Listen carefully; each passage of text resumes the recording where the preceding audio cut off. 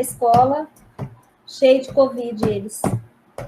E também pegar os professores, que já são de idade, já tem os problemas deles. Olha, é uma situação que não tem nem como... Ainda bem que eu estou me envolvendo com essas coisas de estudo aqui. Senão eu ia ficar paranoica.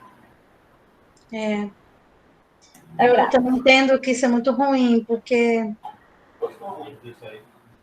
Por um lado, eu gosto da ideia da educação como serviço essencial, mas é que ela não é tratada como serviço essencial. Mas eu não assim queria como segurança também. Na verdade, governos usam a ideia de serviço essencial muito mais para impedir a greve, porque a segurança pública, eu entendo que ela também é um serviço essencial, mas a gente sabe o quanto a carreira também é uma carreira precarizada, né? Policiais também têm uma carreira igualmente precarizada, ruim, né? Condições de trabalho péssimas, e professores também, quer dizer, não é porque está sendo considerado atividade essencial é que realmente somos essenciais, porque se fôssemos de fato considerados essenciais, teríamos verba, né, e para manutenção, para muitas coisas.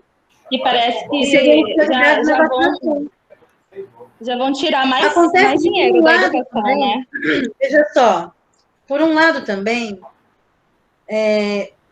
então vacinam todos os professores e as aulas podem voltar.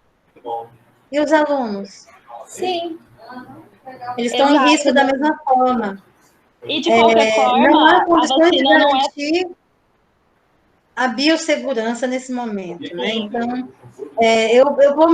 talvez eu vou me vacinar muito antes de vocês, eu já tenho 50. O problema é que vocês não estarão vacinados, e a gente sabe que um dos riscos muito grandes que o Brasil tem feito do Brasil agora, um celeiro de novas variantes, inclusive mais uma agora foi descoberta lá em Belo Horizonte, né? Uma outra variante. Vai ser justamente o fato de pessoas não vacinadas circulando muito e em contato com pessoas vacinadas. Isso gera o risco da gente dar origem, ser o berçário de uma supermutação do vírus, e todas as vacinas que foram feitas até hoje não valeram nada. Então, vamos aguardar, vamos sem pânico também, vamos ver como as coisas vão ficar, tá bom? E vamos voltar aqui o tema, senão a gente não termina hoje, são 2 provas para serem discutidas, né? Vamos lá. Vocês viram que quando eu lancei os exercícios, eu separei por módulos para vocês, ficar até mais fácil de você procurar o assunto no seu material de estudo, viram? Não observaram nem isso? Sim, com certeza, tá bem claro. claro. Então essa daqui é do módulo 3, semântica argumentativa. E eu quero saber se esses termos que estão aqui grifados, lá no SIGA não dá para grifar, porque quando você coloca, para começar, a gente tem que colocar um por um dos itens, é horrível. E quando a gente escreve naquela parte das alternativas, não dá para grifar, negritar, fazer itálico, nada. O máximo que podemos fazer para diferenciar é a caixa alta. Por isso que eu usei a caixa alta, tá? Então, eu quero saber desses itens aqui, quais deles não pode ser chamado de quantificador. Na questão 2, também estamos ainda no âmbito da semântica argumentativa, que se vocês se lembram da minha aula e do material que está disponível para vocês, elas é basicamente a mesma coisa, estão juntas, né? Eu prefiro falar em semântica da enunciação, porque eu acho que a enunciação engloba a semântica argumentativa. Ao passo que se eu falar só de semântica argumentativa, não necessariamente estou englobando os estudos enunciativos, tá? Como é entendida a negação para a semântica da enunciação? Então, o que representa para esse campo da semântica a negação? É isso que vocês têm que definir aqui. Então, esse exercício não está muito difícil, são basicamente exercícios teóricos. Aqui também é um exercício do módulo 3, que trata da pressuposição. E vocês vão ver que acarretamento e pressuposição é estudado tanto na semântica formal, quanto na semântica argumentativa. A questão é que a semântica formal vai se deter muito mais sobre questões de acarretamento, óbvio, né? Por que será? Enquanto a semântica argumentativa vai se interessar mais pela pressuposição, óbvio também, né?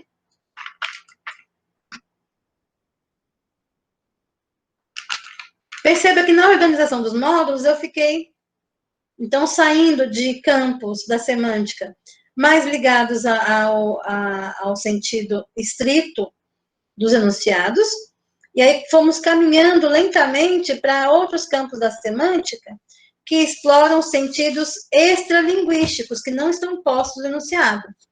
E é o caso aqui dessa tirinha. Existe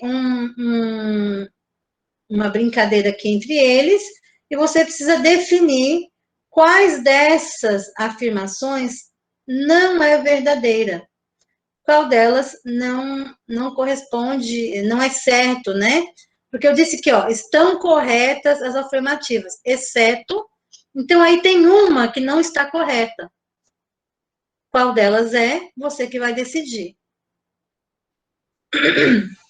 No famoso provérbio, o sol nasce para todos, temos um exemplo de metafitonímia, acarretamento, polissemia, metáfora ou metonímia. Pela nossa discussão anterior, vocês já devem ter descartado pelo menos 2 alternativas daqui. E pode ser que fiquem em dúvidas em 3. Mas eu não vou resolver essa dúvida de vocês, vocês vão ter que pensar para definir, tá bom? Na questão 5, você tem um texto, e ele está ligado ao módulo 3, que é a unidade que trata da semântica argumentativa, né?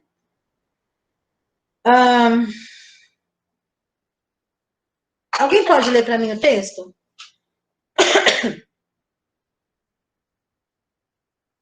Eu leio. Sim, por favor, lê o texto para mim. Sim. Reflorestar as margens dos rios Pinheiros e Tietê, arborizar praças, ruas e escolas, criar novos parques, melhorar a qualidade do ar e da vida das pessoas, aumentar a consciência ecológica dos adultos e das futuras gerações. Logo, logo, você vai ver o pomar em cada canto da cidade. Projeto Pomar. Concreto aqui, só os resultados. É um texto publicitário e institucional, né? Considerando-se o contexto desse anúncio, que contexto? É um anúncio publicitário de instituição, né, ligado ao governo. Era um projeto da Prefeitura de São Paulo na época e publicado numa das revistas de maior circulação, né? Revistas semanais do estilo Veja, mas que tinha bastante circulação no estado de São Paulo, na cidade de São Paulo. Então, considerando-se esse contexto, o tipo de efeito de sentido... para isso também é importante as pessoas saberem, né? O que representa Rio Pinheiros e Rio Tietê? Vocês devem saber alguma coisa a respeito, não? São rios, são os 2 principais rios que cruzam a cidade de São Paulo e que foram, ao longo do século XX, totalmente degradados, poluídos, e tiveram as suas margens também totalmente degradadas. Até que o ano passado eu estive lá, até que ficou bonitinho, está bem reflorestadinho, mas assim, é claro, não é mata nativa, né? São Paulo estaria na região que a gente chama de Mata Atlântica, não tem nada de Mata Atlântica ali mais, evidentemente, e nas margens do rio o projeto foi muito bem sucedido, a ideia era pelo menos parar o assoreamento do rio e começar um trabalho de despoluição que vai levar, acho que, um século. Mas... só para contextualizar, né, para que as pessoas saibam do que é realmente o contexto do anúncio. E 2001 foi quando o projeto começou, na época, quando chegou no próximo do pior momento, um pouquinho antes disso, 98 a 2000, foram os piores momentos dos 2 rios. Bom, eu quero saber aqui o tipo de efeito de sentido numa expressão deixa no ar. Esse tipo de efeito de sentido também aparece no texto. Em qual parte? Reflorestar as margens, melhorar a qualidade do ar, consciência ecológica, em cada canto da cidade, ou concreto aqui só os resultados? Então, esse tipo de efeito de sentido dessa expressão é o mesmo tipo de efeito de sentido que vai estar em uma dessas alternativas. E você vai precisar escolher qual é. Ok? Prof. Eu vou dar uma pausinha de 5 minutinhos. Essa aí, rápida. prof. Essa aí só que eu acho que eu sei. Qual? Essa daqui? Só que eu não vou falar, né? Mas essa aí eu sei. Ó. Sim, tá bom. Você não quer que fale, senão eu ia informar os colegas. Tô brincando. E agora eu vou responder a minha aluninha aqui, ó, que não sabe uma questão lá da aula de hoje. E aí? Eu vou explicar e não vou falar a resposta também. Só vou explicar. Isso mesmo. Eu vou só buscar uma água e já volto, tá?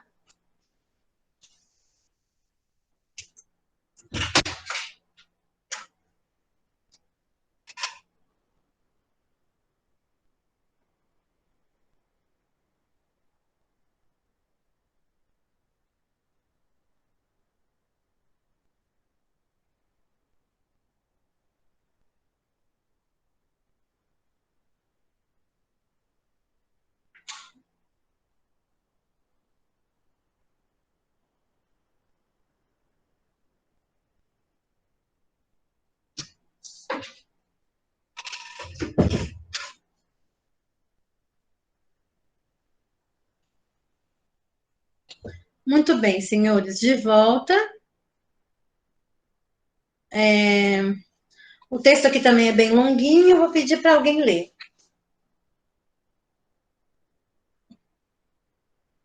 Na verdade, é uma coletânea de alguns textos, né? 3. Posso ler de novo? Pode. Ninguém se habilita? Pois é. Deixa eu ler aqui. Em 1978, descobriu-se que a 150 quilômetros da cidade de São Paulo, num lugarejo chamado Cafundó, vivia um grupo de 80 negros que usavam uma estranha língua. Linguistas e antropólogos pesquisaram a comunidade e descobriram que eles eram descendentes de escravos falantes de uma língua banto, uma das muitas famílias linguísticas da África. Tanto os adultos quanto as crianças do Cafundó eram falantes do português, mas em algumas situações todos preferiram usar o cópia, uma língua formada por apenas 150 palavras. Tudo o que restou da língua original na memória dos mais velhos integrantes da comunidade. Para poder se expressar nessa língua de tão poucas palavras, os negros de Cafundó tiveram que inventar um modo de dizer em cupópia, as coisas para as quais não havia palavras. Criaram, assim, várias figuras de linguagem, utilizando principalmente 2 processos básicos para construí-las, relacionando palavras por semelhança e por proximidade. Em Cupópia, não havia uma palavra para designar sabonete. Os moradores do Cafundó criaram, então, a expressão Obiquanga, do Vavá, que significa literalmente tijolo de água. Apesar do lexo extremamente limitado... Olha só, só fazer uma paradinha. Só nessa explicação, você já vai ter uma ideia, né? De diferenciar, inclusive, metáfora, metonímia e o casamento das duas coisas. Oi? Oi? Não, prof, não é eu não. Sim, alguém estava me interrompendo. O que é?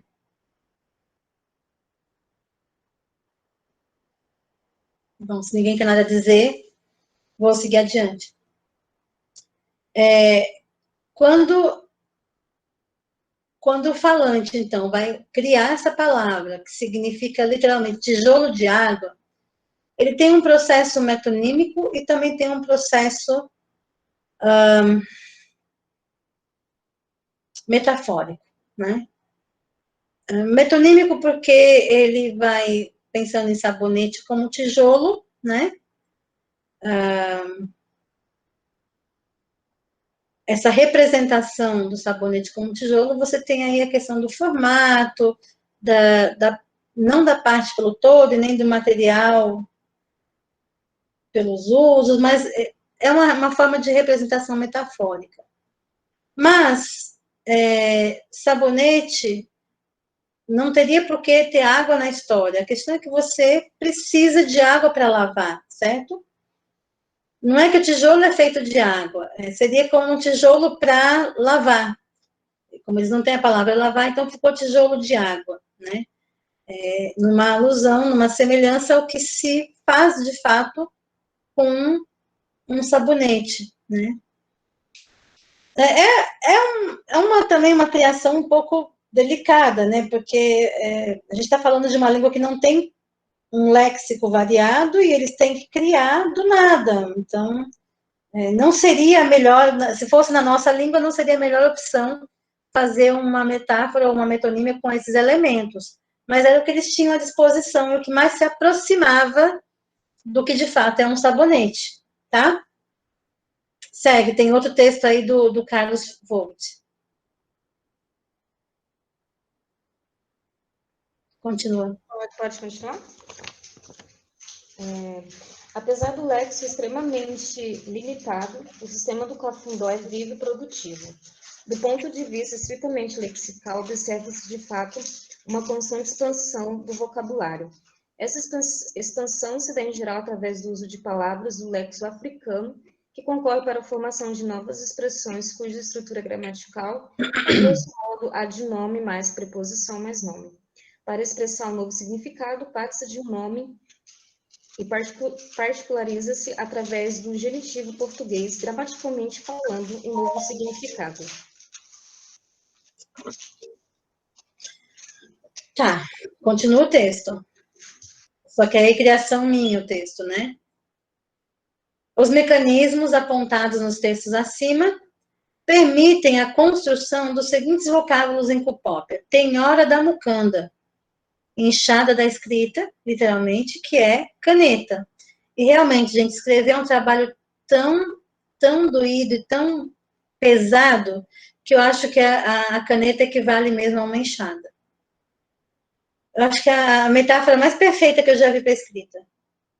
Mutombo do enjequê, mandioca do saco, Injó da marrupa, que é o quarto a casa do sono, Ngombe do andaru, o boi de fogo, Ijequê do vavá, de novo a palavra vavá se repete, um saco de água, que é a nuvem.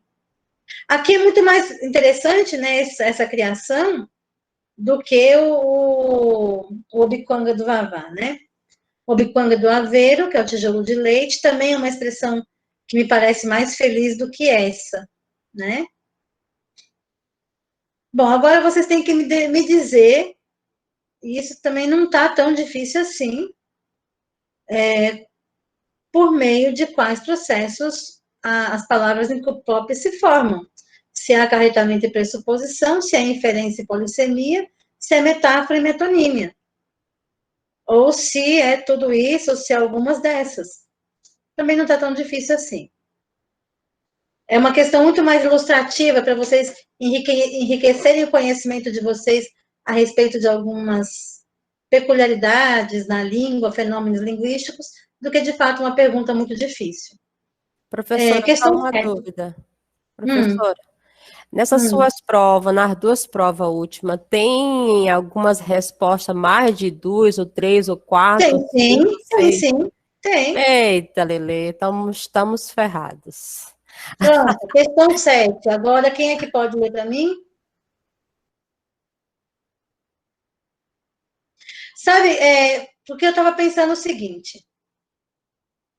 Algumas questões, alguns fenômenos de língua que se observa, por exemplo, em peças publicitárias, ou em charges, ou em tiras também, mereceriam uma análise. Um exercício de análise, é possível fazer uma prova assim, no sistema? Mesclar prova mista, né? Eu fiz isso na disciplina de fonética e fonologia, então você tinha algumas questões que eram múltipla escolha, né, objetivas, na verdade, não objetiva, né? E tinha questões discursivas, 2, pelo menos. Mas o grau de análise demandada, gente, poucos alunos conseguem fazer com tempo nós temos 6 meses só, 6 semanas só de disciplina, não dá tempo de você lidar com essas informações de modo adequado. Tradicionalmente, quando fazem no ensino remoto, e eu sei porque eu já trabalhei na UAB, o aluno não tem a disciplina de todos os dias dedicar meia hora, 1 hora de estudo àquela disciplina, e fica muito pior do que no presencial, né? Porque no presencial, pelo menos, está toda semana ali tendo uma aula daquele assunto. Na distância, como está para você organizar o teu horário, o que acontece? O aluno, às vésperas da prova, faz uma maratona dos vídeos e dos slides e tenta fazer as provas. E não funciona, aí não rola análise nenhuma. Eu sou obrigada a zerar uma questão dessa e perde-se muito ponto. Então, para evitar isso, eu faço a análise, boto umas pegadinhas ali, umas coisas que não tem nada a ver, né, que não são verdadeiras, para não ficar todas as questões certas, óbvio, né? E você poder construir, é como se você reconstruísse uma análise daquele texto, seja ele um texto verbo visual ou só verbal, entendeu? Sim, não, talvez? Sim, prof. Perfeito. Então, alguém pode ir lendo para mim? Alguém além da Carol, né, gente? Pelo amor. Daqui a pouquinho ela que vai atrás de água também. Prof, vamos fazer uma troca? Eu leio e você dá a resposta no final. Tô brincando. Ó, já desliguei o áudio.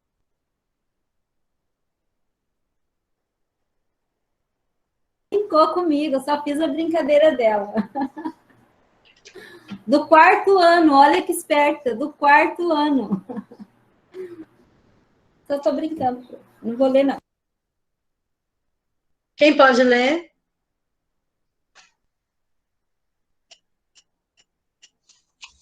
Tá, peraí que eu já resolvo. O povo não deve estar nem aí também, deve estar tudo fora. Peraí. Bom, também só tem 12 pessoas, né? Bruno? Aqui é meio ruim de olhar. Vou ver se eu consigo abrir aqui no Note, daí eu leio. Tá.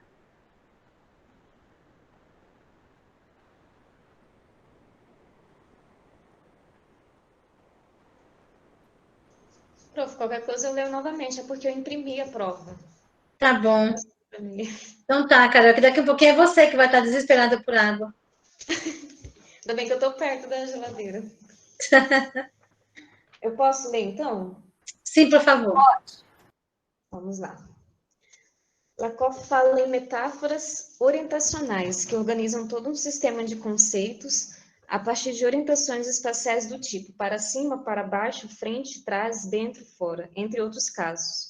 Essas orientações são também consequentes da estrutura do nosso corpo e sua atuação no mundo físico. São exemplos desse fenômeno as frases que contêm metáforas do tipo feliz é para cima, triste é para baixo. Ótimo. Essa também não tá difícil, né? Prof, eu também sei. Só as 4 que eu acertei, eu sei. Aí eu não fiz mais nenhuma, né? Estou estudando. Então, você vai ter que olhar cada um desses usos de para cima e para baixo para definir quais deles realmente se configuram como um uso metafórico de para cima e para baixo. E tem uma única alternativa aí, que o sentido é literal, não é metafórico, tá? Uhum. A questão 8. Então, baseando-se nessa mesma orientação, lá vocês vão perceber que eu repito o texto, né? Eu falo do Lakoff de novo, porque no encadeamento das perguntas, pode ser que elas fiquem longe uma da outra e você vai perder o referente, né? Para falar em semântica formal, você vai perder o referente desse mesma orientação aqui. Por isso que lá está um pouquinho diferente lá na prova, tá? Baseando-se na mesma orientação, encontramos as informações abaixo associadas aos termos frente e trás. Então, continuamos falando dessa metáfora orientacional, tá? E aqui você também tem, dentre esses exemplos, um que não tem o uso metafórico, tanto de frente ou de trás, não sei, e você vai ter que definir qual é a que não tem o uso metafórico, tá bom?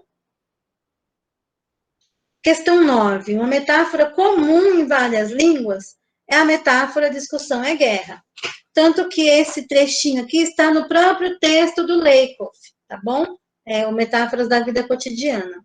As frases abaixo exemplificam esse caso. Seus argumentos são indefensáveis, destrui sua argumentação, e as pessoas encaram as defesas de opinião nas redes sociais como um campo de batalha. Estão corretas. E aí você tem que definir quais estão corretas, se todas estão corretas, se só algumas delas estão corretas. Ou nenhuma também, tá? Está aqui o trechinho do texto do Metáforas da Vida Cotidiana, do Lakoff.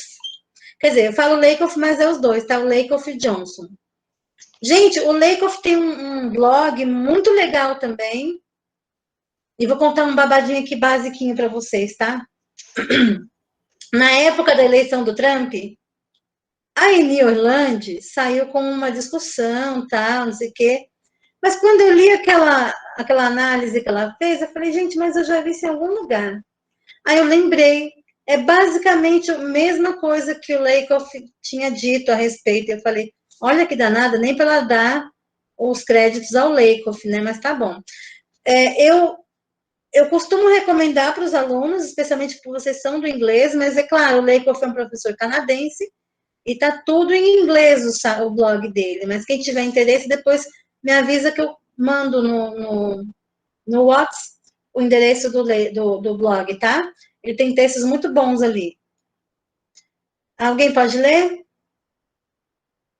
Bia, conseguiu? Não, mas eu acho que assim dá para ler. Parece que melhorou um pouco. Deixa eu ver se dá para aumentar aqui. Eu não sei como é que faz aumentar, porque esse meu... eu consigo aumentar aqui pelo meu celular. Agora deu certo. Ah, tá. Nossa, a gente mora aqui numa kitnet que não é individual. Deixa eu entrar aqui no quarto, porque vou falar alto. Rap é complicado, né? Mas então tá. Conceitos da vida cotidiana. A metáfora é, para a maioria das pessoas, um recurso da imaginação poética e um ornamento retórico. É mais uma questão de linguagem extraordinária do que de linguagem ordinária.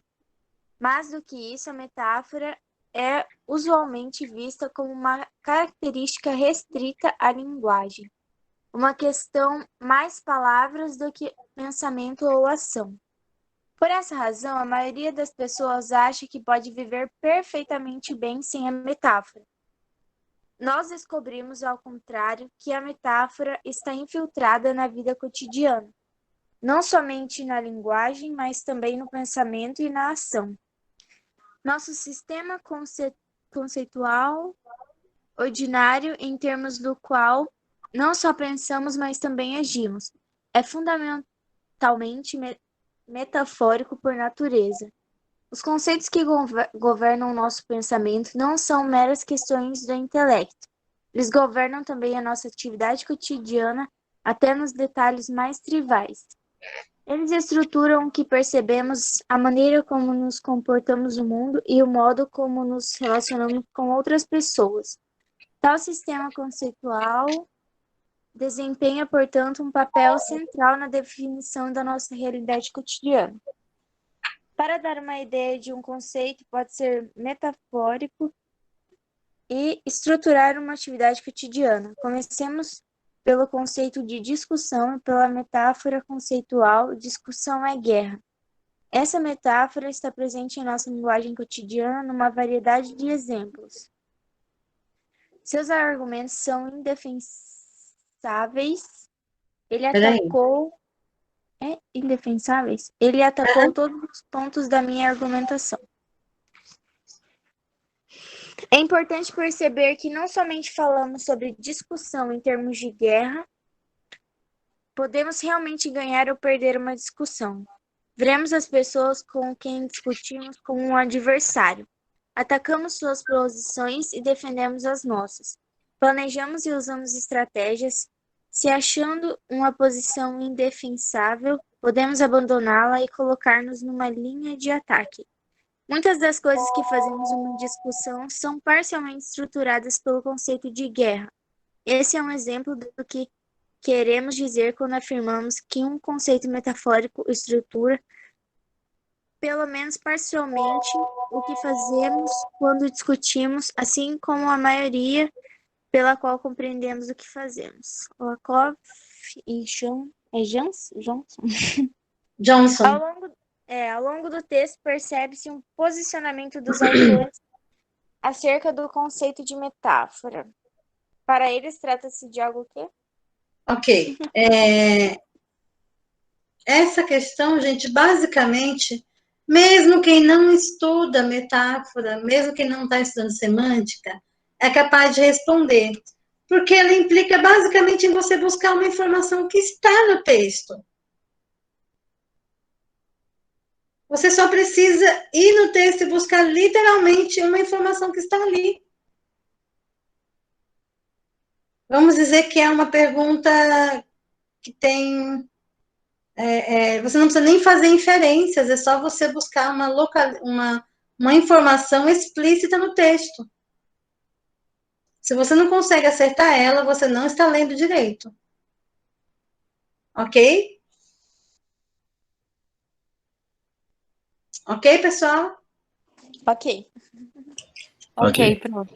Tá, isso aqui é uma chargezinha, né? Observe a charge abaixo, publicado no momento da intervenção nas atividades de segurança do Rio de Janeiro, em março de 2018. Tá tranquilo, doutor? Até agora ninguém perguntou como é que as armas e as drogas chegam no morro, não.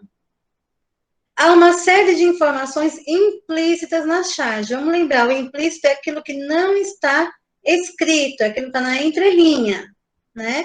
Então, tem uma série de informações que estão na entrelinha aí, é verdade.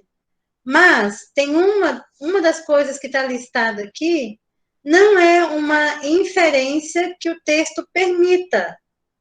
Porque também tem isso, você também não pode sair, tá, tudo que está nas entrelinhas, então é o que você quiser criar, né? Deu a louca e vai sair criando qualquer interpretação.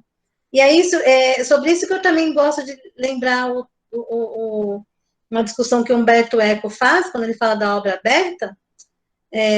Veja, a obra aberta, sim, é verdade, as interpretações são múltiplas ou variadas, é verdade, mas não são infinitas. E tem que ser algo, né, para ser admissível, tem que ser algo respaldado no texto. Então, uma das inferências aqui, uma só, tá? Não é uma inferência válida, porque não é uma inferência que a imagem e as frases permitam você depreender desse texto, tá? E você tem que definir qual é. Claro isso agora? Sim. Ok. Mais um textinho. E, eu preciso falar para vocês. Eu abandonei essa questão como verdadeira e falsa e adotei como aquela de múltipla escolha. Qual que seria a múltipla escolha? Fica fácil. Onde você antes marcou V, verdadeiro, você vai marcar ali na prova. Por que isso? Porque o raio desse cigarro é um sistema tão inteligente, mas ao mesmo tempo tão limitadinho, que quando eu vou fazer uma questão de verdadeira ou falsa, eu teria que fazer uma questão para cada item desse, para ele marcar como verdadeiro ou falso. Ele não me permite colocar várias em sequência, entendeu? Eu abandonei. Porque para que me adianta pegar um texto desse, só uma oração para marcar se é verdadeiro ou falso? Não faz o menor sentido isso. Aí eu optei por múltipla escolha. Então é só você trocar. Onde você colocaria V, você marca lá na prova, lá no sistema. Onde você colocou falso, F, você não marca nada, entendeu? Sim? Sim, prof. Sim. Tá, então,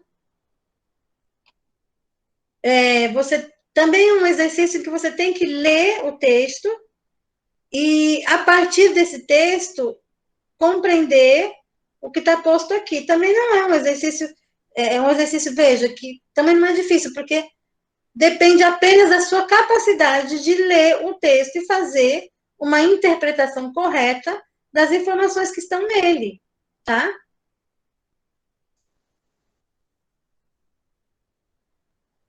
Vamos passar adiante? Ou querem ler o texto inteiro?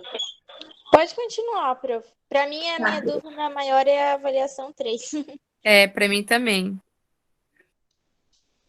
Questão 13.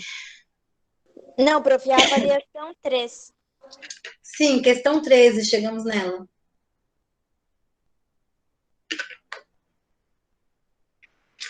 Após o jogo do Brasil contra a Gana pelas oitavas de final da Copa do Mundo, isso aqui também está no módulo da semântica argumentativa, tá? O jornal Folha de São Paulo, do dia 28 de junho de 2006, publicou a seguinte manchete na primeira página. O Brasil vence 3-0, e aí do lado tem a foto do Ronaldo driblando o goleiro. Bate recordes. Do lado dessa frase, a foto de Adriano festejando seu gol, o do 100º da seleção em Copas. Mas nem Parreira gosta. E aí uma foto do Parreira preocupado com o andamento do jogo, né? Suponha que o jornal tivesse optado por uma manchete ligeiramente diferente. O Brasil vence 3-0, bate recordes, mas Parreira não gosta. Sobre as diferenças entre isto daqui e isto daqui, é correto afirmar que 1, 2 e 3. A oposição entre vencer, bater recordes e não gostar, que tinha aqui na original, não fica explicitado no texto modificado. E 2, a manchete original apresenta a imagem de Parreira como um técnico mais exigente do que a manchete modificada. Eu dizer, mas nem Parreira gosta, comparado com mas Parreira não gosta. Então, por isso daqui, o que eu estou querendo dizer é que, nesse modo de dizer, eu dou a entender que ele é mais exigente aqui do que aqui. E a manchete original deixa implícito que a atuação da seleção desagradou não apenas Parreira, mas muitas outras pessoas. E agora você vai escolher qual é a verdadeira, se só tem uma ou se tem mais de uma, tá? Outro de tirinha. Detalhe, lembrei. Alguém me lembrou que estava repetido lá essa pergunta, só que eu falei, olha, amor, fica de brinde, eu não vou lá trocar, até porque já tinha aluno que já tinha respondido. E quando já tem respostas, o sistema não me permite alterar nada, entendeu? Então, vocês ganharam uma de bônus. Tá vendo, Lucimara? Bônus. Eu vi também. Isso significa bônus. Se você acertou uma, por tabela acerta a outra. Acerta a outra, né? Dei uma de brinde. A questão 15 tem essa tirinha do Calvin, que eu adoro. Adoro. Você vai trabalhar nessa tirinha com a noção de implícito, de conteúdo, daquele conteúdo que não está escrito, subentendido, né? Ele não está escrito ali, está nas entrelinhas, tá? Mas, cuidado, você só pode inferir aquilo que o texto lhe permite inferir. De novo, falando igual o caso da charge lá do Rio de Janeiro, você não pode viajar na maionese e dizer, não, mas é porque está nas entrelinhas, eu posso inferir tal coisa. Não, não pode. Você, apesar de não estar escrito, de ser apenas um implícito, esse implícito, essa inferência tem que estar apoiada no texto, tá bom? E aí você escolhe entre 1, 2 e 3 qual está correta, se tem mais de uma correta, se todas estão corretas, e assim vai. A 16, alguém pode ler para mim? Eu estou ficando já com a garganta seca de novo. Eu leio, prof. Observe o meme abaixo e responda. Feliz dia do você trabalha ou só dá aula? Sobre o meme, estabelecem-se duas asserções. 1. O conteúdo posto do meme é uma ironia sobre uma fala comum ouvida por professores. Por quê? 2. O conteúdo pressuposto causa indignação ao sugerir que docência não é trabalho. Sobre essas duas asserções, é correto afirmar que a primeira asserção é verdadeira, a segunda é falsa. B. Ambas as asserções são falsas. C. A primeira asserção é falsa e a segunda é verdadeira. D. Ambas as asserções são verdadeiras, mas a segunda não é uma justificativa válida para a primeira. E. Ambas as asserções são verdadeiras e a segunda é uma justificativa válida para a primeira. Eu acho que vocês já viram exercícios desse tipo na primeira prova, não é? Ele é um pouco complexo, porque lida com o fato de você ter que avaliar as condições de verdade da primeira asserção e da segunda asserção. Mas não apenas avaliar se são verdadeiras e falsas, como também avaliar se a segunda é uma justificativa da primeira, já que eu estou usando o porquê como conectivo entre as duas. Então, isso acontece por causa disso. Porque isso, percebe? Então, você precisa avaliar se isso é verdade, se isso também é verdade, se isso é verdade ou é falso, se isso é falso ou é verdade, se os dois são falsos, ou se isso aqui sendo verdade, isso aqui realmente é uma justificativa disso aqui ou não. É isso, basicamente, que esse exercício pede, tá? A 17. Eu leio. Ótimo, obrigada. Para que nasça a ironia, é necessário que toda marca de relato desapareça. É necessário fazer como se este discurso fosse realmente sustentado, e sustentado na própria enunciação. Esta é a ideia que procuro deixar, dizendo que o locutor faz ouvir um discurso absurdo, mas que o faz ouvir como o discurso de um outro, como um discurso distanciado. É essencial a ironia que ele não coloque em cena um outro enunciador, e que sustentaria o ponto de vista razoável se ele deve marcar que é distinto de E. É de uma maneira totalmente diferente, recorrendo, por exemplo, a uma evidência situacional e entonações particulares, e também a certos torneios especializados na ironia. Eu acho que eu esqueci de marcar aqui o texto do Diderot, o Dizer e o Dito, de 1987, tá? Bom, basicamente esse aqui é um pequeno pedaço do texto, né, que fala sobre a ironia. E só para vocês saberem, gente, isso é um dos... semântica enunciativa é um dos pontos em que eu trabalho na pesquisa, quando eu trabalho com pesquisa, e é onde se assenta também minha pesquisa de doutorado. Então, quem tiver interesse no assunto, olha eu aqui. Texto 2. De novo, o mesmo meme, nem precisa dizer, né? Texto 3. A noção de polifonia concebida aqui equivale a uma metáfora musical. Ela evoca a imagem de um conjunto de vozes orquestradas na língua. As abordagens ditas polifônicas procuram mostrar que o sentido dos enunciados e dos discursos não consistem apenas em expressar o pensamento de um sujeito falante empírico, mas consistem, sobretudo, em evidenciar uma pluralidade de vozes enunciativas abstratas. Assim, o significado se apresentaria em diferentes níveis, como um conjunto de falas ou pontos de vistas mais ou menos heterogêneos, do qual o intérprete se incumbiria de organizar para compreender o que é dito. Tá, vocês se lembram de uma das aulas dos vídeos que eu postei, em que eu trato justamente da questão da polifonia e da ironia? E que para compreender essa noção, você precisa compreender a distinção que o Diderot faz entre locutor e enunciador, né? E isso fica muito claro, por exemplo, essa distinção, quando eu uso o discurso indireto, né? Está ali marcado, inclusive, quem é quem. Eu digo assim, o presidente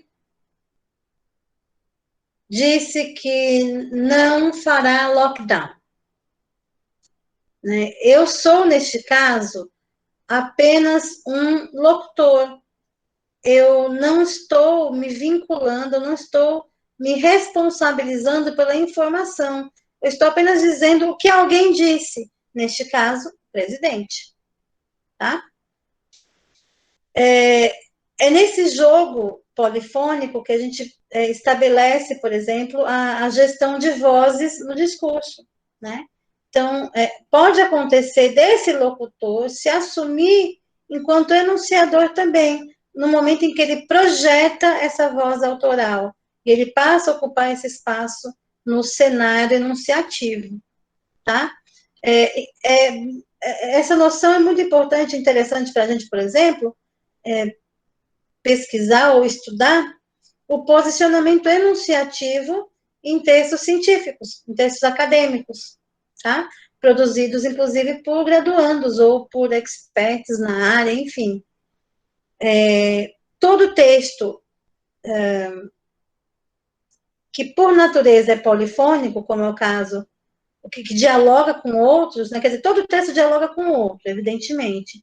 Mas, no caso dos textos acadêmicos, nós temos isso de uma forma muito marcada, né? Porque ninguém fala do nada, você sempre dialoga com alguém que já falou sobre o assunto. Então, é aí que fica mais marcado mesmo essa noção de polifonia, tá? Mas é claro que você também discute essa noção de polifonia no caso da ironia ou no caso da negação, por exemplo, porque são casos em que nós temos aí postos duas vozes distintas. No caso da negação, você tem, só você lembrar da aula lá, né? Essa parede não é branca, se eu não me engano, esse é o exemplo clássico do Diderot que eu uso na aula, em que você tem o enunciado, o locutor desse enunciado, dizendo essa parede não é branca. Só que você tem, antes dele, essa negação pressupõe uma outra afirmação. A parede é branca. Então, é contra esse ponto de vista original, que vamos chamar de ponto de vista 1, que se organiza um ponto de vista 2. É nisso que se assenta também a ironia, tá? Você aqui é um exercício de múltipla escolha. Tem, veja só, é uma proposição de análise do meme, mas não é bem uma análise, são algumas afirmações que eu posso fazer acerca do meme, a partir das considerações tanto do Diderot sobre a ironia, quanto do Perrin sobre a polifonia. E aí você precisa me dizer quais dessas afirmações estariam corretas, ou seja, quais delas poderiam compor a base de uma análise desse meme. Lembrando, então, aqui você pode marcar mais de uma alternativa, tá bom? Tá claro isso, pessoal? Para mim, sim, prof. Beleza. Questão 18. É muito comum na linguagem do dia a dia a criação de expressões de sentido abstrato a partir de termos designativos de parte do nosso corpo. E aí a gente entra naquele caso metonímico da parte pelo todo, né? São exemplos disso expressões como dar uma mãozinha, que significa oferecer ajuda, e ser o cabeça do grupo, que é o equivalente a ser o líder. São exemplos de expressões formadas a partir de partes do corpo, exceto, tem uma dessas aqui que não é um exemplo dessa expressão, dessa criação metonímica, tá? Na ponta dos pés, dar ouvidos, custar o olho da cara, quebrar a cara ou dar o braço a torcer. Você tem que escolher quais dessas não representa este processo metonímico, tá bom? Aqui estamos no módulo 4, semântica cognitiva, tá? É a noção de frame que é explorada aqui. É bom lembrar, gente, que a noção de frame em linguística textual também está presente. É aquilo que o pessoal da linguística textual vai chamar também de conhecimento de mundo, né? O conhecimento prévio também, tá? Alguém pode ler para mim?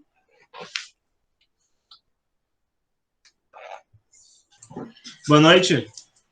Questão 19. Leia o texto e responda. O frame designa um sistema de conceitos relacionado de tal forma que, para se compreender qualquer um deles, é necessário entender toda a estrutura na qual ele se insere.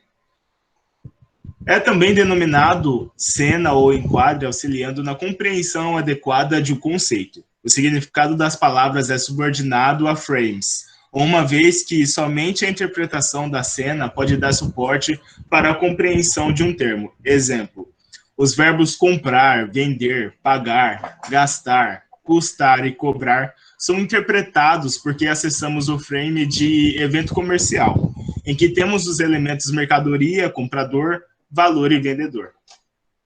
E aí, agora você tem uma charge. Certo. Na charge está escrito: faz tempo que trabalho com Uber? Desde quando eu terminei meu mestrado em Harvard.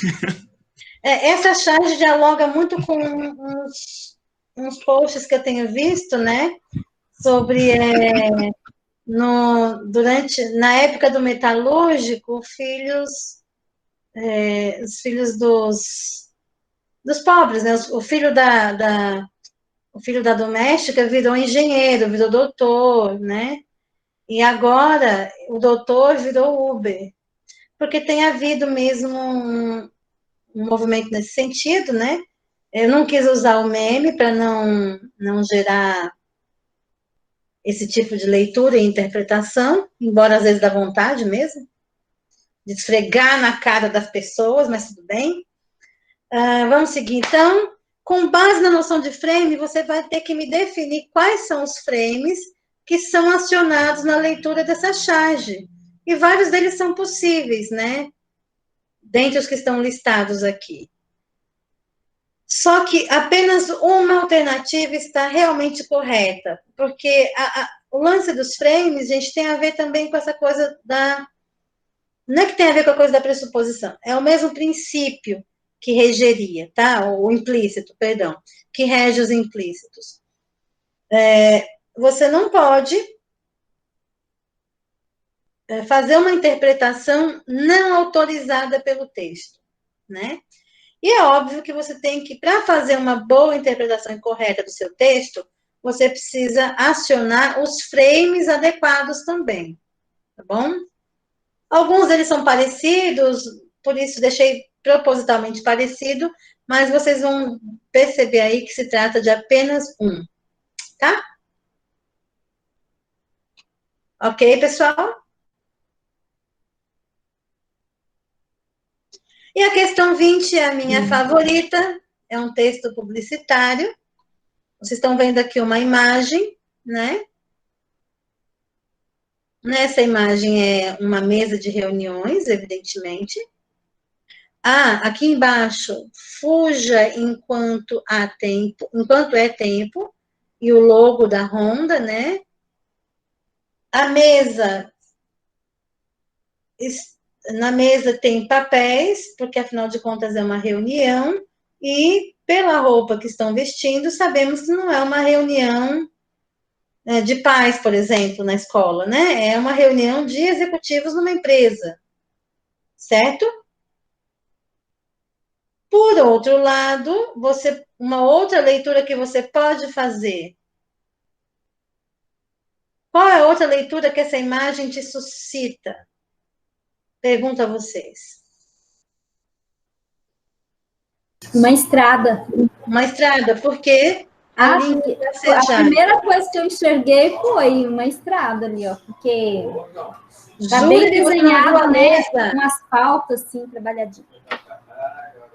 Jura que você não viu a mesa? Não, eu vi, depois sim. Depois. Tá. Cheguei para olhar, falei, bom, olha essa mesa também, né, gente? Olha essa mesa desenhada bem certinho, um asfalto preto ali. Depois que eu vi logo de cara. Propositalmente também, você pode perceber que a mesa, dentro dessa imagem, ocupa um espaço privilegiado, né? Não é uma foto qualquer, percebam bem isso. Né? Ela põe em destaque justamente esse espaço. Por quê? Porque é um espaço que vai ser usado para construir esse conceito metafórico. Mesa de reuniões é estrada. Aí você vai ter que explorar a noção de mescla conceitual que deu origem ao conceito e alguns elementos específicos que estão aí dentro. Querem ler um por um desses itens?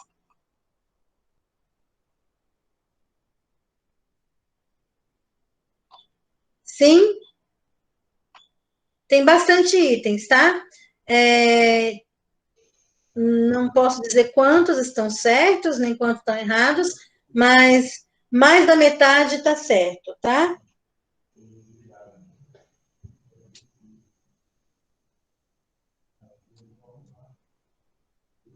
Ok? Ok, prof. Tá, então podemos Pegadinha. fechar. Oi? Pegadinha. Pegadinha aí, professora. Onde tem pegadinha? Aí tem pegadinha, professora. Na sua prova todinha tem. Bem mesmo. O que você está chamando de pegadinha, eu não chamo de pegadinha. Eu chamo, por exemplo, aqui, seria um texto de análise desta imagem, tá? E análise do conjunto de correspondências conceituais que dão origem, então, a esse conceito metafórico, mesa de reuniões à estrada. Você vai selecionar aquelas frases que realmente comporiam uma análise adequada, porque aqui tem frases que não entram nessa análise, ou que são equivocadas enquanto análise, entendeu?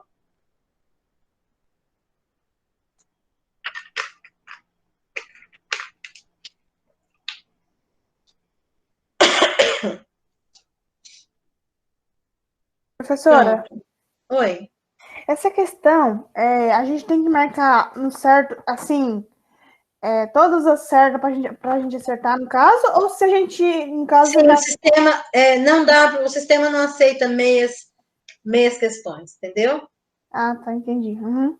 Ele não faz essa coisa, ele tinha, vamos supor, tinha que marcar 15 ou 12, não sei, ele marcou, das que tinha que marcar, ele marcou 6, então é metade da questão estaria certa. Não, ou você acerta tudo que está marcado como certo lá, ou nada feito, tá? Ah, tá, entendi. Uhum.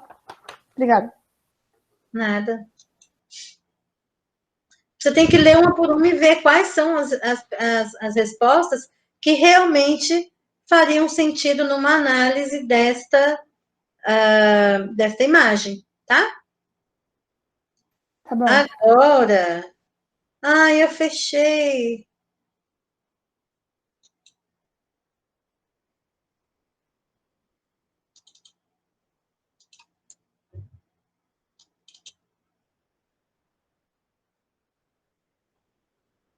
Dá para ver ou precisa aumentar?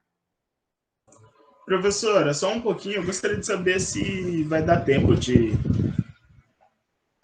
passar essa avaliação inteira, porque já é quase 9. Eu, por mim, vou adiante. Se vocês não quiserem, depois fica gravado. Então, fechou. Tá.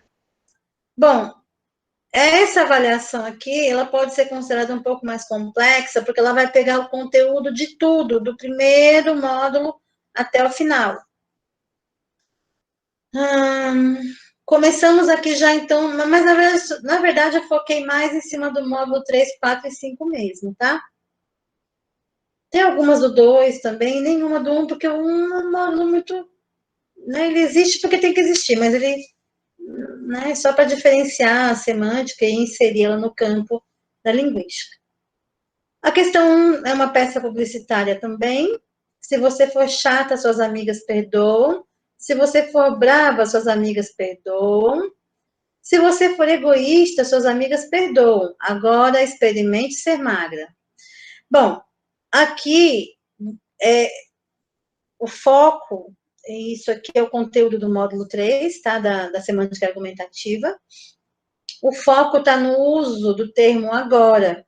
E um contraponto entre aquilo que se diz na gramática tradicional e como esse advérbio é compreendido na perspectiva da semântica argumentativa, tá? Então, eu faço algumas afirmações a respeito do uso do termo agora, nesta propaganda. Então, observem bem, é o uso do agora aqui nessa propaganda.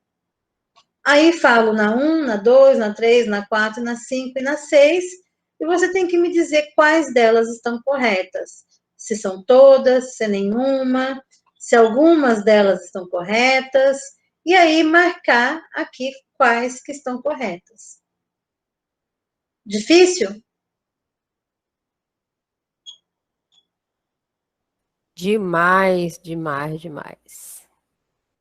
Querem ler uma por uma? Prof, é muito difícil. Essa aí eu não tentei ainda responder, porque não adianta eu ir lá tentar sem pelo menos, né? Então, é isso. Eu acho que, de repente, eu reprovo essa matéria. Estou tão triste por isso. Mas fazer o quê, né? 17, tá aí, tem que responder. Esse número horroroso que destruiu o nosso país e continua destruindo. Ai, que é sábado, dia 17, eu tenho que responder. Vocês querem ler uma por uma?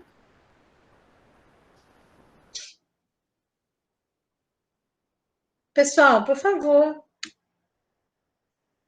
Eu não vou poder te dizer qual é o uso desse agora. O que eu posso é esclarecer o que está escrito em cada um deles. Se você tiver dificuldade de interpretar o que está escrito ali. Pode ser, por favor. Tá. De acordo com a gramática tradicional, a palavra agora é um advérbio de tempo utilizado para marcar o momento ou fala imediata. Vou ir ao mercado agora. Ou seja, o sujeito vai ao mercado nesse exato momento em que ele fala, vou ir ao mercado agora, né? Este é precisamente o uso do termo agora no texto. Então, esse agora aqui é desse tipo, que está dito aqui. Sim, não, talvez, não sei. Vocês é que sabem. 2. O advérbio agora, a priori, parece não ser nada mais do que um simples advérbio, um deítico temporal. Numa das videoaulas eu discuto a noção de deítico, tá? Que exerce a função de situar eventos a que se refere em um dado período de tempo.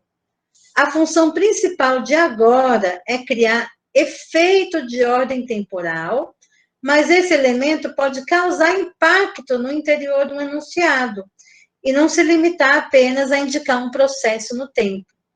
Esta é precisamente a função do termo agora no texto da propaganda. Não texto, é no texto, tá? 3. O termo agora remete ao momento da enunciação. Um momento que pode ser interpretado dentro de uma abrangência de período maior de tempo, não só de presente, mas também de passado ou de futuro, que se aproxima do momento da enunciação, como se pode compreender em atualmente. Este é precisamente o uso do termo agora no texto da propaganda. Então, por essa aqui, eu quero dizer que eu posso substituir agora por atualmente, por exemplo. Tá? 4. Semanticamente, o elemento agora, no texto dessa propaganda, distancia-se de sua significação temporal prototípica. Então, o que eu quero dizer aqui é que esse agora, né, não é apenas um marcador de tempo. Ele é muito mais do que isso. Ele não é desencadeado, e a prova disso, né, de que ele não é desencadeado pela forma interrogativa quando. Nem pode ser parafraseado por atualmente, neste momento, ou afins. O que eu quero dizer com isso? É que eu estou entendendo, então, nessa afirmativa aqui, que esse agora não é um agora que eu posso substituir por atualmente, ou neste momento. E tampouco posso fazer a pergunta, quando experimente ser magra? É isso que essa afirmação aqui está dizendo, tá?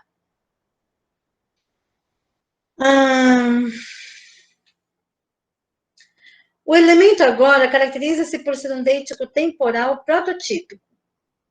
Isso significa que ele equivale semanticamente a, neste momento, atualmente, e é desencadeado pela forma interrogativa quando, e este é precisamente o uso do termo agora no texto da propaganda. Veja que esse é o contrário desse. Se você achar que isso está correto, isso aqui vai ter que estar errado. Se você achar que isso está errado, isso aqui vai ter que estar correto. Óbvio, né, gente? Como não é tão difícil assim, basta você ler e ler atentamente.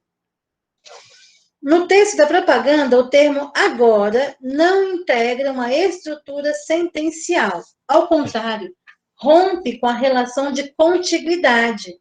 Parece funcionar como um marcador juntivo, unindo duas proposições numa relação lógica de oposição. Perceba que esse marcador, por exemplo, nessa perspectiva, se ele está sendo usado para unir duas proposições numa lógica de oposição, funcionaria, eu estou dando uma dica para você, funcionaria substituí-lo pelo mais. Vai lá no texto, substitua pelo mas e veja o que acontece, tá? Essa diversidade no uso de agora parece não ter sido levada em questão pela gramática tradicional, que classifica o termo como advérbio de tempo. E aí você vai escolher quais alternativas estão corretas. Tá bom? Me deem só um minutinho, porque minha água acabou.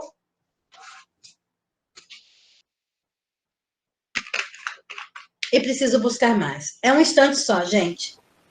Já vão ler Tudo isso aqui, bem, porque eu adoro questões de lógica. Só um minutinho que eu já venho. Ok.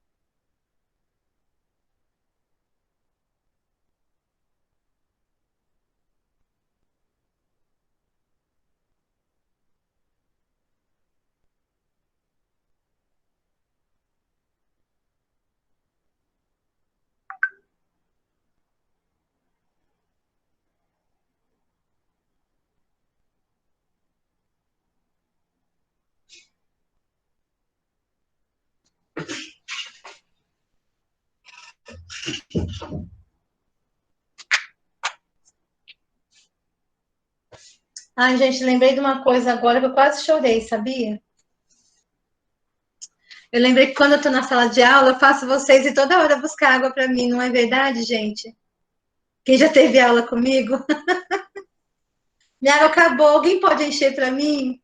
Não é, Wesley?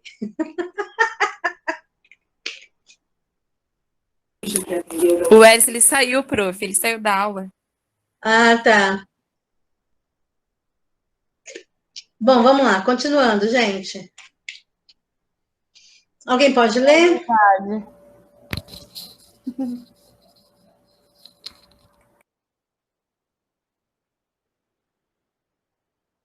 É a 2, né?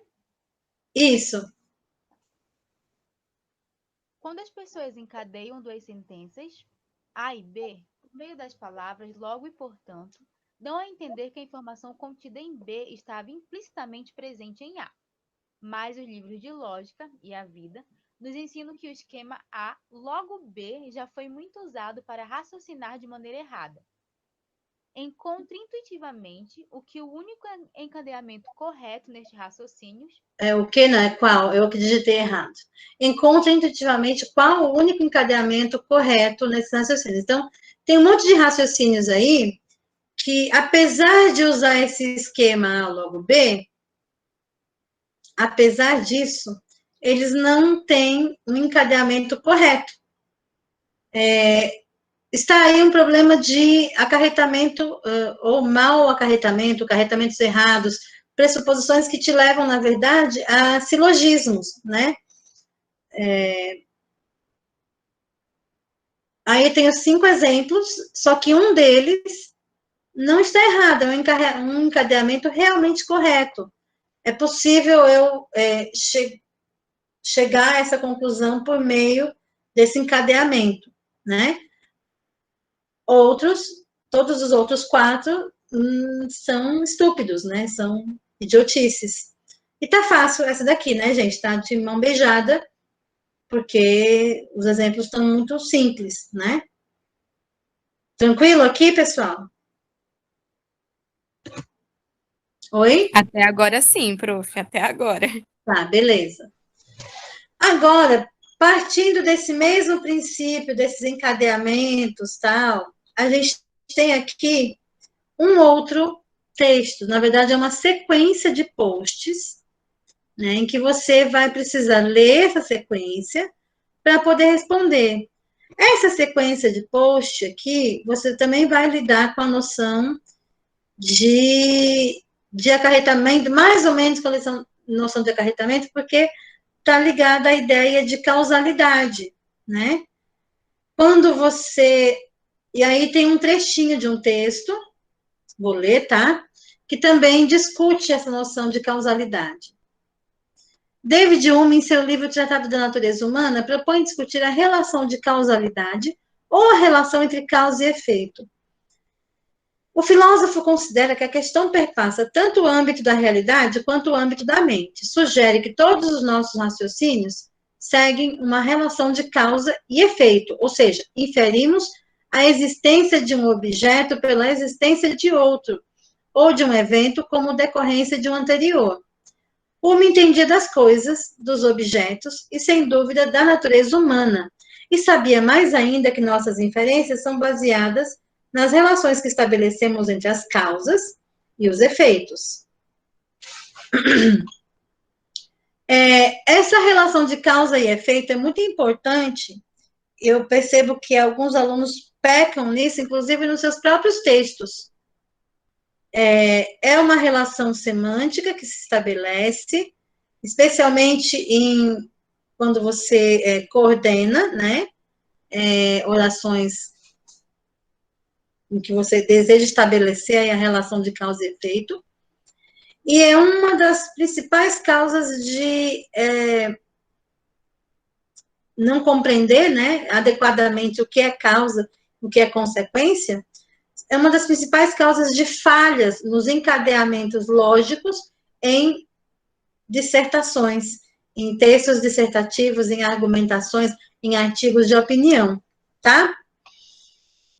Então, partindo-se da leitura dos textos acima, esses dois, né, o conjunto de posts e mais esse textinho, compreende-se que há várias falácias. Que são essas falácias? Falsas relações de causas e efeito nessas afirmações aqui todas, exceto numa. Uma apresenta uma relação correta de causa e efeito, e você tem que descobrir qual é ela. Tá ok? Joinha?